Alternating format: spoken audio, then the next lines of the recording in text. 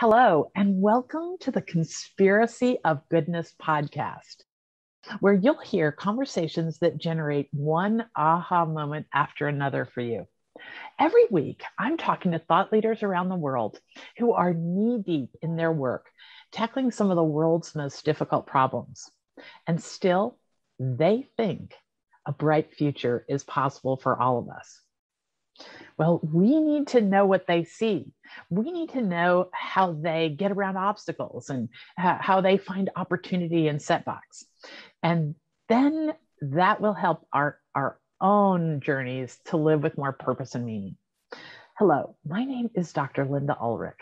I'm the founder of a website at everwideningscircles.com, where we've been celebrating insight and innovation since 2014, the kind of things that aren't making the evening news, but should. And along the way, I've been talking to thought leaders all around the world about their projects and about their perceptions. And about a year ago, I decided to share those conversations in a podcast here at the Conspiracy of Goodness podcast. So welcome to this episode. We're going to talk to a thought leader today that I did the research on Rodney right before I reached out to him, and there is so much to smile about in today's episode. He is going to give us some real tools that he used to overcome perhaps one of the most challenging experiences one could imagine. So today we'll meet Rodney Flowers. He's a speaker, coach, and resilience trainer, and he's an expert in bouncing back. So welcome, Rodney. Welcome to the Conspiracy of Goodness podcast. Thank you, Linda. Thank you for that great introduction. Thank you for having me on the show. And I am delighted to be here. Well, let me tell you, we've got to get people swimming right away in the same river with you and I of possibility. And to do that, I think you just got to tell your story. Yeah, so no problem. What I'm known for is overcoming a very traumatic accident that happened to me when I was 15 years old. At that time, I loved the game of football. I still do. But I was really in love with it. I loved to play it at that time. And, during the first game of my sophomore year in high school, I made a tackle. And that tackle left me paralyzed from the neck down. And after, several evaluations and tests, that same evening, doctors declared me quadriplegic, with a 92% chance of remaining that way for the rest of my life. Mm-hmm. And that's when everything changed for me. And, I found myself in a place of discouragement, suicidal, and I felt like life was over for a moment. And I went through a series of patterns. One in particular was a shift in my mindset that caused me to see that what I had was the greatest opportunity of my life. And that was to face my challenge, my trauma, my condition head on for the purposes of being an example of what's possible in life. And for various reasons, or I should say obvious reasons, I chose that path. I accepted that challenge. I made a commitment. And, I know we're going to unpack all of this during the show, but that is the reason why I'm here today and able to share some of the things that I'm going to share with you today. Wow. Okay. One of the things I found somewhere where I was doing the homework for our show today is a part where you tell a story about laying in the hospital, and of course, you went through all the stages that any normal person would make through grief. So, there was that part of this experience, I'm sure. But then there came a time when you asked yourself, how can things be better? Yeah. That was a very pivotal moment in my life. And I'll share that story with you. So there was a particular night. It was a significant amount of time, but it was like within a year of my accident, where I was lying in bed and I was in pain. I wasn't in physical pain because I couldn't feel anything because I was paralyzed from the neck down, no feeling, no sensation. And was asking myself, why are you in pain? It was comical because I'm like, yeah, you're in pain, but you can't feel anything. But I was in pain because the vision that I had for my life, playing football, being, going to college and doing all the things a typical 15-year-old would want to do, wasn't available to me. That seemingly was disrupted, and I didn't know how to navigate what was present.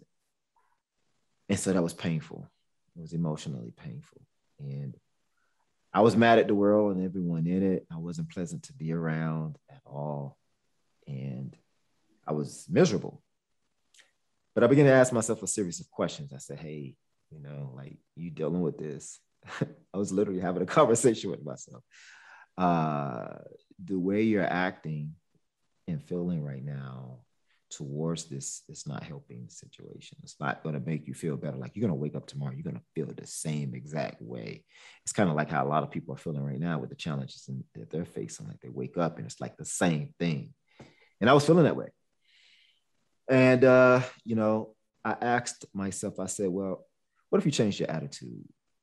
Would that make you feel better? Because I was looking for something to make me feel better. I go to the doctor. There was like nothing we can do.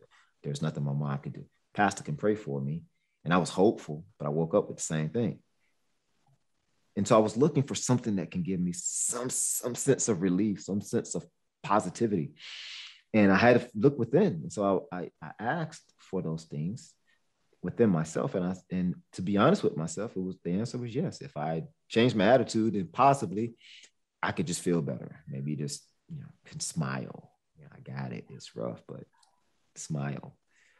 And so long story short, I kept going through these series of questions, and it went from, what if you tried when you went to therapy? What if you gave it a fair shot? What if you were successful at completing some of the tasks that you wanted you to complete in order to be independent? Like, because I had to do some very hard things, like turn the page with my mouth.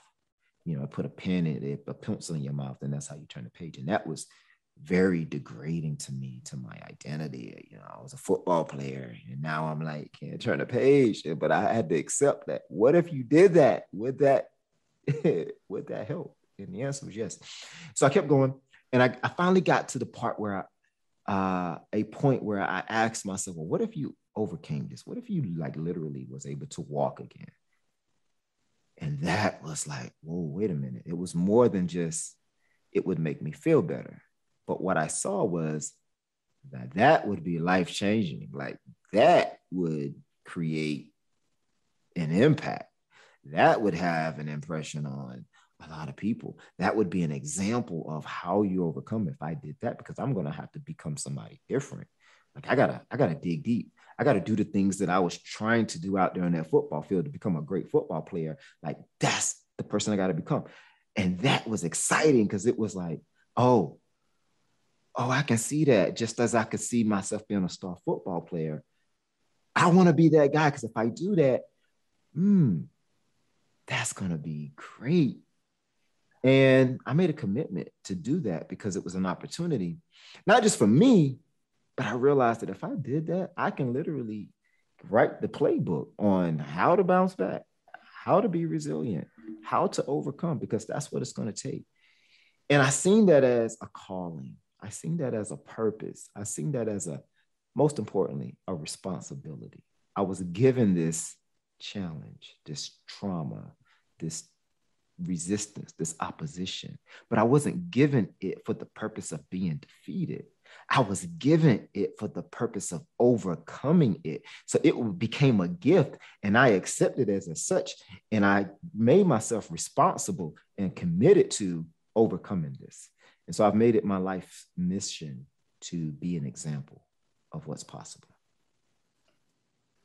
Wow. Lovely. I've talked to a lot of thought leaders over the last 8 years, and that is some seriously good explanation of how you can go from one mentality to another simply by going through the process with yourself. Yes. That's just extraordinary. And what you've just said, that's not to be taken lightly. I went through the process with myself. And it was only after I stopped looking for and expecting things from the doctor. I stopped looking for and expecting things from my family. I stopped looking for and expecting the pastor. I stopped looking for anything that was external, and I looked within to find the answers, and that's where I found it. Okay, I just want to explain to everybody, when they see me looking down, I'm taking notes. I'm already sensoring by our conversation. Okay, so let's get some really lovely things that I came across that made me call you and look you up and say, hey, come on, talk to us at the Conspiracy of Goodness. Sure. So first of all, there's this game-changing mentality that you are trying to get to rise to the top of our awareness. Yes. Talk to us about that, because I don't know if there's ever been a time in human history where more people on the planet all at the same time need a game-changing mentality. Talk to us. Yeah. So if you are alive and breathing, like, do a check, ask yourself, are you alive and breathing? Are you breathing? Are you alive? All right. So yeah, I'm talking to you. If you are alive and breathing, then my philosophy is you are on the field of adversity in the game of life. And why do I say that? Well, because you can't escape adversity. You can't escape challenge. You can't escape resistance. You can't escape opposition. Every single person on the planet, regardless of age, regardless of color, regardless of nationality, regardless of financial status, at some point, most likely multiple points in your life, you are going to face opposition, challenge, adversity. You're going to face it. Now, there's different levels. Your trauma may not be my trauma. And what's traumatic to me may not be traumatic to you. But you still are going to face it. That's the one thing that we all have in common. Okay. So what's the discriminator here? What's the difference maker? Where you are, your mentality is. Because what we do is we view challenge and opposition as if it's something negative, as if it's something that isn't the natural part of life. And I beg to differ. Everything that exists, it exists for a reason. You know, that's how the universe works. And the flow and purpose of the universe is upward and outward. So when things show up in your life, it's not to degrade you or to stop you, but it's an invitation for you to outperform it. And so your mentality towards it is very important, because if you have the wrong mentality, you miss out on your opportunity to rise above it. Okay. Let's keep drilling down on that, because this is where we're at in this world. We have got to make opportunity out of disaster. Absolutely. So many of us are finding ourselves in this great questioning period of life. If we at all thought that we weren't quite living the life we were meant to live, the pandemic just dumped us right into this new zone where we're questioning our priorities, the meaning of life, our purpose. Okay, keep going. Talk to me about the pandemic. It's just another thing. It's no different than any other challenge or opposition. It's just we make things big. We do that. Opposition is opposition. I can say if I stump my toe, that's a bigger thing than getting in a car accident. But I still got to have the mentality around both of those things to overcome it. Both of them can be debilitating. Both of them can cause major disruption in my life if I choose to let it within my mentality. But when you have the experience and the know-how to manage your emotions, manage your mindset towards any type of challenge, what that does is make you a certain type of player in the game. You're not someone that easily is thrown off. You're not knocked out, want to go sit on the sidelines. And a lot of times you're not discouraged whenever you face disappointment. And that's the key. We have to be, not the type of person that gets discouraged whenever disappointment shows up. You got to be discouraged. You can face disappointment without being discouraged. You maintain your inspiration. You maintain your inspiration because you understand the purpose. You understand the value in scoring, and you understand that the challenge is presenting an opportunity, therefore a process of which you go through the process of learning and growing and developing and discovery about yourself. And that's what, like when you're playing sports or playing in a game, especially a game that you're not familiar with, it's unfamiliar. You don't know how to play. You don't play very well. You lose. That's what happens. But as you continue to play, you gain experience. Therefore, you gain confidence. You gain know-how. You gain a skill set. You learn how to manage certain things that are necessary to play the game. And therefore, you become a better player.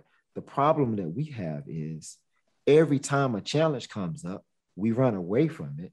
And so we don't develop the mental muscle or the know-how or the experience to manage our emotions. And first of all, we don't even understand what's available to us. We think it's always something that's trying to hold us down and take us backwards, but it isn't. In order for you to become your best self, there requires some level of like challenge, resistance, opposition. Even if you're not going through trauma, let's just say, hey, I want a degree. All right. I want to just go to school and go get a degree. That's not like that difficult. But you got to go through the process of going to school to get a degree. And that means there's criteria that you got to go through. There's things you got to study. There's tests you got to pass. And as a result of getting the degree, like the person that you were before you started, you're a different person now. Why? Because you gained all this knowledge. You have this skill set. You have this know-how that qualifies you to gain this certificate. Well, overcoming a challenge is no different. It's just that, are you willing to go through that? Are you willing to become that thing? And what the game changer mentality says is you should be. It's your responsibility, because that next version of you, that better, greater version, is what the team needs. It's not just about you. It's about your contribution, your service. Wherever you are in life and that vision that you have about where you want to go, like we need that. We need you to overcome COVID or whatever else that you're dealing with, because that person that you become that's like what we need in this world right now. We need a world where people are not afraid to overcome what's in front of them, that they attack it head on, because they know that on the other side of that is something greater. We should always be seeking the greater version of ourselves. And if there's an opportunity for you to get to a higher level, and if that just so happens to be a challenge or some level of opposition, then tell the universe, thank you. Okay.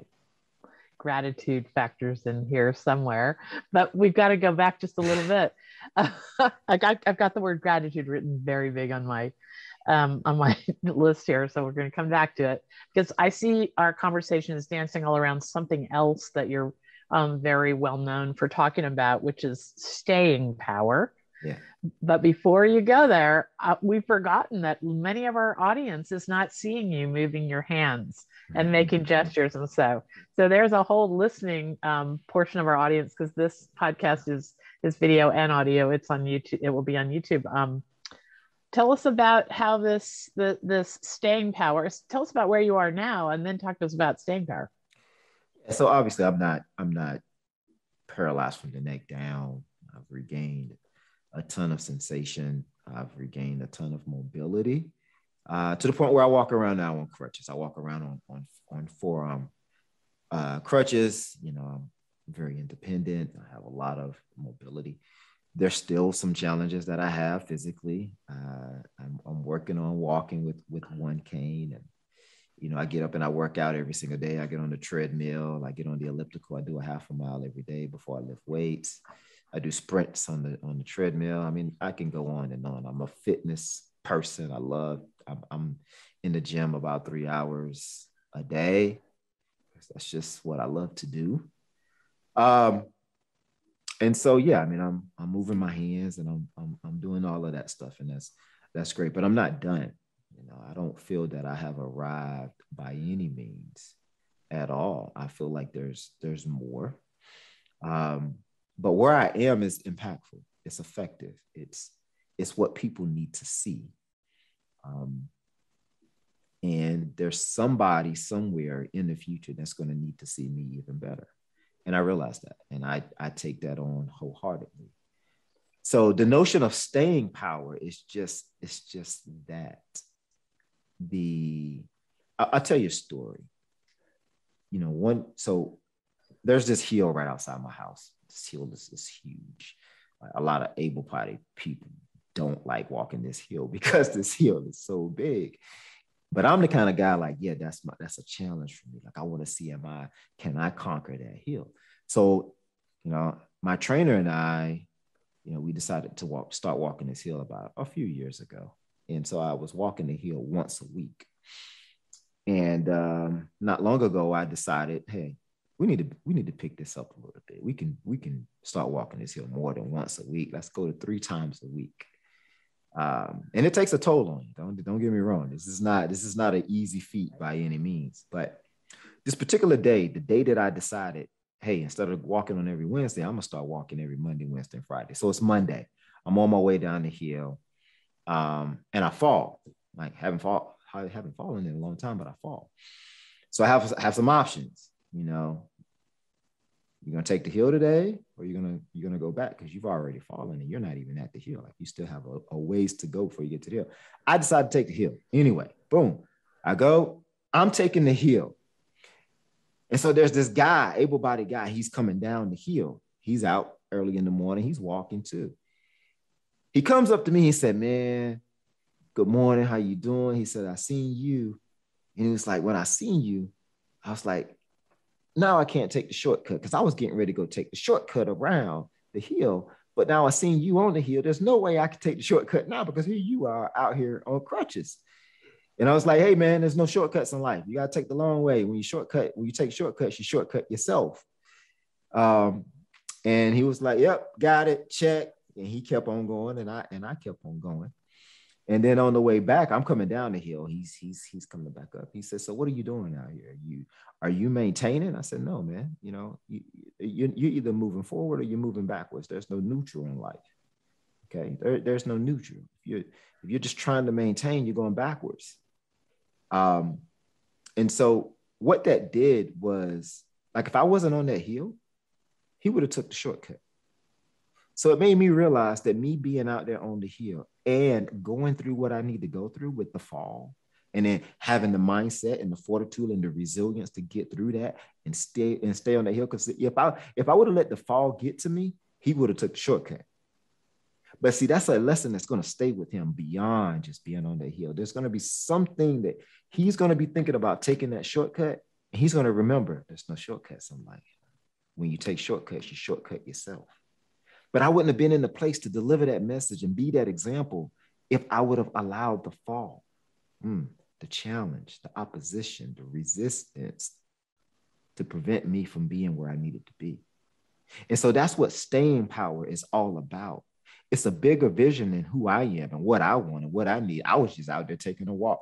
Hey, I had to go do the hill again, twice that week. He wasn't out there, but I still had the responsibility to go do that hill. But it's not about me and what I'm gonna get out of doing the hill. It's being in a place where you can be of service. It's being in a place where what it is about you can be expressed, can serve, you can contribute. That's what it's about. And so that's why I stay. That's why I get up at 4 a.m. and I hit the gym. That's why I eat right. That's why I, try to have a positive mindset. That's why I'm having a focus on having a higher level of consciousness. That's why I focus on moving my body and doing the things that's going to allow me to bring my message forward, whatever resistance I got to go through. And I realized that those things that I got to go through, that's just making me stronger. That's just uncovering and allowing me to discover things and weaknesses about me that I may need to address in order to be the person I need to be whenever I need to be it for the people that I need to be it for. This is the quintessential answer to all our longing for mattering, for figuring out why we matter. Right? Isn't this the central question that we're all asking ourselves now? Why do we matter? Where do we belong? What am I uniquely built to contribute? Well, when you look at the universe, it's like, for example, rain. Not a lot of people like rain or clouds, But the rain waters the ground. It nurtures the ground so that the things that are on the ground that soaks up that water can be what it's supposed to be. If it did not get the rain, if it didn't have those things, and the rain, like the clouds, that's just a result of rain. That's like you got to have the condensation and all of that stuff. So what I'm saying is the things that show up in your life that seem daunting, that seem like, oh my God, I got to go through all of that. But you got to go through all of that so you can be who you need to be. And so it's not something that, I get it. It's not always fun. It doesn't always feel good, but it's necessary. Because if you take all of that away, you don't have the joy of becoming. You don't have the experience of going through. You want to hear people's stories. Wow, that's amazing. But if you take that story away, then what is there? We all have an experience. Like life is an experience. When you are on your deathbed and you're about to leave here, you get to look back at all the crap that you went through. And you get to discover things about yourself. Like, how did you handle that? What did you do? That's a playbook. What did you contribute? As a reason, I mean, you can be able to point, like I can point to certain things and say, yep, that's when I was insecure. That's when I had no confidence. But that thing that I went through right there built my confidence. It was rough. Oh my God. But man, did I gain some confidence from going through that? Did I understand how to deal with women? Did I understand how to deal in relationships? Did I gain how to be a better business person? I mean, those are all the experiences. Those are little playbooks, and then someone could come up to you and talk about that stuff. He's like, hey, run over there. Don't run over. If you run over there, this is what you can expect. That was over there the last time when I was over there. Things haven't changed too much. So don't run over there. Or things have changed a little bit. If you run over there, this might happen, but don't even go over there. Just go over here now because this exists. That's gold. That's knowledge. And to be that type of person is better than, whatever the destination was that you was trying to get to whenever you was going through all of that, right? Because that's what you can transfer. And it's the part that's for other people, that builds up other people, that's aligned with the purpose of life.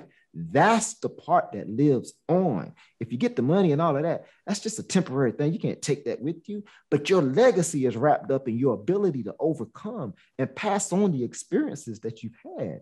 That's where your legacy is. That is a very, very important part of the equation of life is legacy.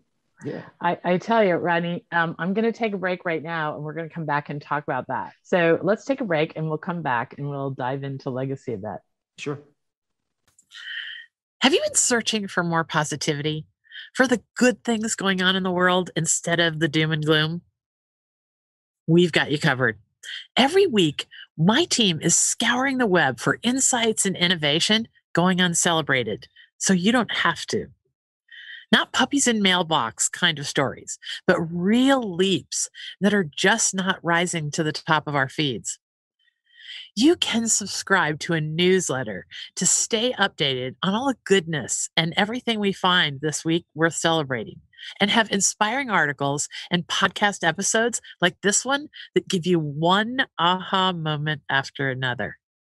Yes, there is such a thing as finding joy and wonder in your inbox.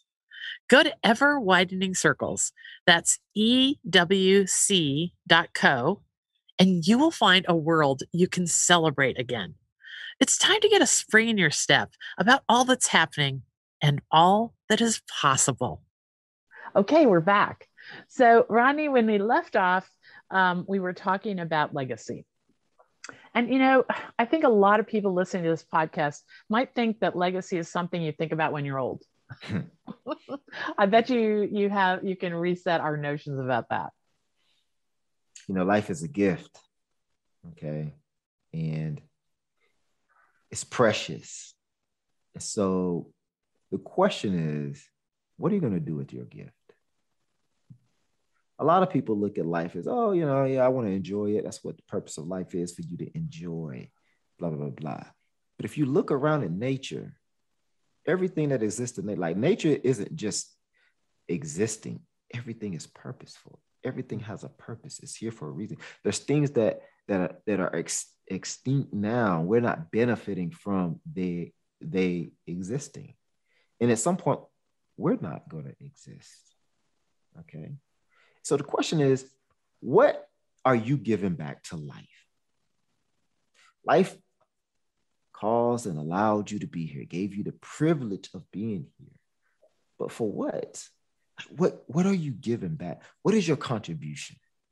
How can you support life in its mission, upward and outward?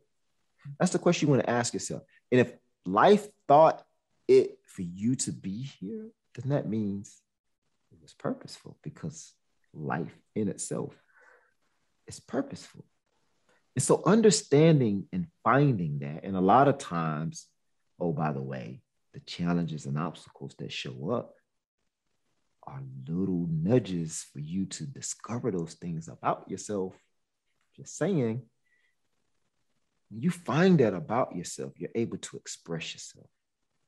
And if you talk to people who have left legacies that are big in legacy, they'll tell you that there's no greater feeling than leaving a legacy. It's not money that they talk about. It's not accomplishments that they talk about.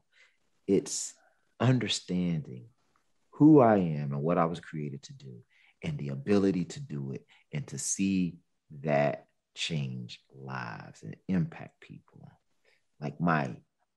To have my purpose of my being fulfilled. And that's where I'm at in life. I still have what many would consider a disability, but I am by far not disabled, because I am living in my purpose, that makes me that, like, the universe sees me as in line with why I created this young man, right? Fulfilling why I'm existing. And that's why a lot of people aren't happy in life, because they haven't even discovered their purpose. They haven't discovered their why. They haven't discovered, what is it about me that can make a difference? And those same people, those are the ones that dismiss all of the challenges. They don't try to discover or get over anything. They're looking for everything to kind of drop down in on them. But that's not how it works. You have to play the game to discover what your position is, what your role is. And when you do that, once you find that in yourself, all you want to do is wake up every single day and fulfill on that, because nothing else gives you a greater purpose than that when you do. Okay, so your thoughts on this topic remind me a whole lot of what I hear when people get in the downward spiral. It's so easy today to watch the news, go on social media, and come away with a level of hopelessness, right, that is nearly insurmountable. So why watch it? That's the question. Why are we watching things that doesn't serve us? It does not serve us. When I was going through the early stages of my accident, I was like that. I was feeling depressed.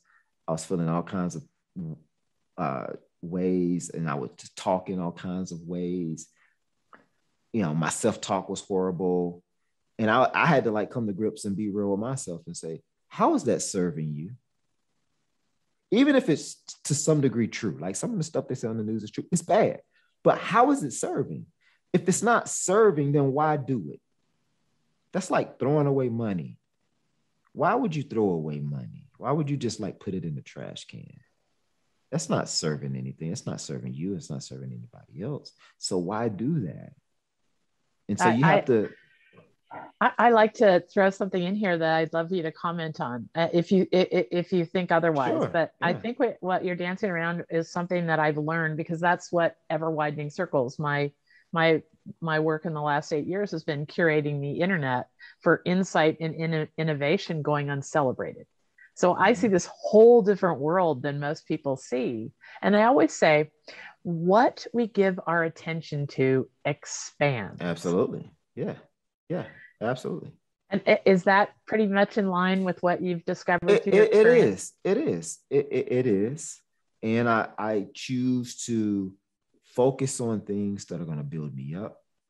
That's going to give me knowledge and greater understanding. It's going to make me healthy and more resilient, see things in a positive light. If it's always bringing me down, if it's bad news, and then how can I expect anything good if you can't give what you don't have. Okay. So if you've been filling yourself with a whole lot of negative junk, how can you face your problems with a positive mindset?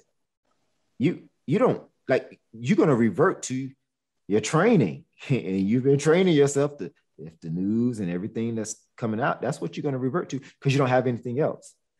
But if you start to fill yourself up with more positive, self-serving things that support your mission and your contribution and your service, and you overcoming and approaching these things in a more positive mindset, then that's what you're going to revert to. You're going to approach it with a greater, higher level of consciousness.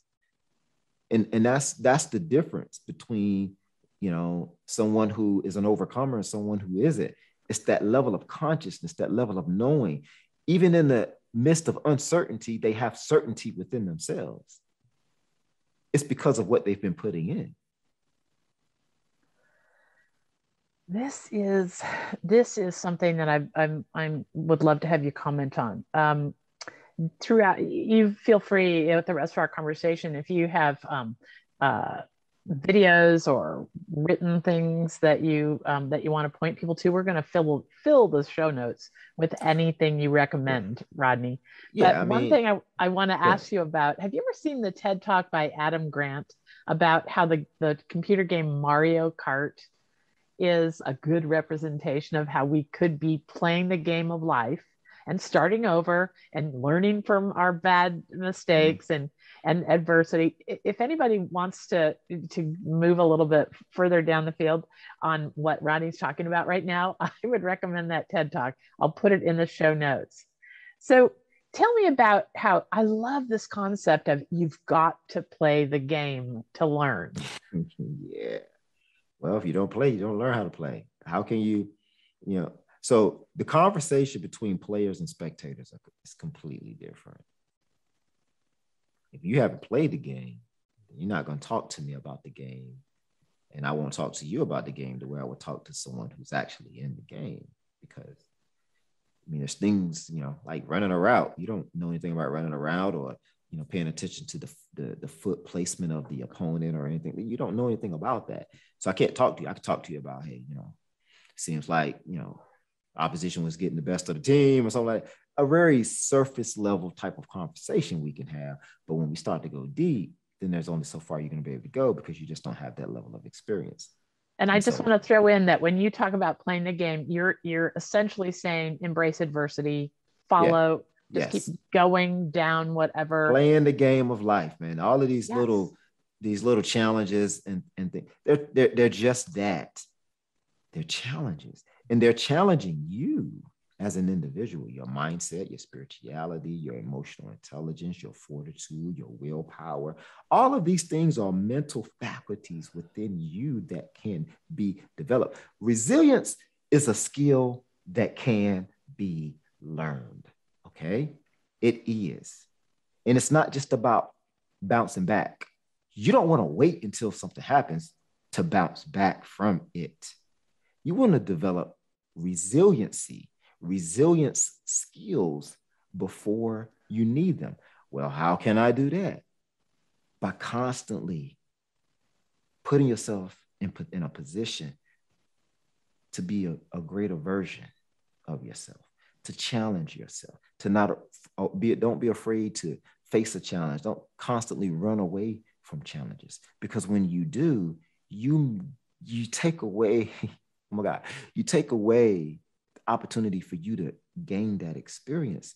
One of the things that was pivotal for me bouncing back with this injury was I became so obsessed with wanting to overcome that when there were times that people wanted to help me, I would not allow them to help me. And I developed this mentality that you are taking away my opportunity. Yeah, it may be a struggle. Yeah, it may be it may be painful. But by me going through that and going through it over and over and over again to the point that I master it, That's just the process. And when you take one of those away, like that's one that's gone, right? Every time I overcome one, that's a step closer. If you take it away, I missed out on that step that I could have got closer. I absolutely love the direction of this conversation, Rodney. I want people to know that that we've gone in a completely different direction than I thought we were going to go. And I have still 7 really important things to ask you about this, this resiliency, the strategies of resiliency. Yeah. And I'm going to ask you right now, can we interview you in a part 2? So that, okay, because with everything that you shared with us, I know people are going to listen to this conversation and want this part 2, where you actually give us these practical strategies to get the same resiliency. Sure. So let's close now and have you end this episode with where people can start connecting with your work right away. Because absolutely. I know you've got so much to offer people in expanding what they now know. You've got some really lovely keys for us. Yeah, Tell us where they can find you. Best way to connect with me is on my website at rodneyflowers.com. I have a team that you can reach out to for consultations and one-on-one discovery calls. I do mentoring and coaching. You can email me at my team at rodneyflowers.com. And you know what? Because I like you, Linda, and this has been such a great conversation, and I really want to help your audience. Your audience can email me at rodneyflowers.com. That is my personal email. Reach out to me. I'm on all social media platforms. You can listen to me. I release a new podcast every Tuesday and Thursday on the Game Changer Mentality podcast. It's on all platforms where you can find podcasts, and you can go to rodneyflowers.com/podcast as well in order to gain access to my podcast. Okay, and we're going to put links to all that in the show notes and much more. So Rodney, I can't thank you enough. We have been 2 ships passing the night for about 3 months on this interview, and there is so much more we're going to give people access to at the next chat we have. Sure. So for more information about Rodney's work, look down the show notes. Remember to check out the Conspiracy of Goodness Summit, COGsummit.com, and you're going to hear 4 guests just like Rodney, and we may have to think about you for next year, Rodney, who are helping people find purpose, meaning, and discover their niche for impact. So check out the COG Summit, buy a ticket and join us. We're going to be a community there, all trying to make the world a better place together. And I hope these connections and all that we talked about help you go through your week with more joy and wonder. And we'll be talking to you next week. Thanks.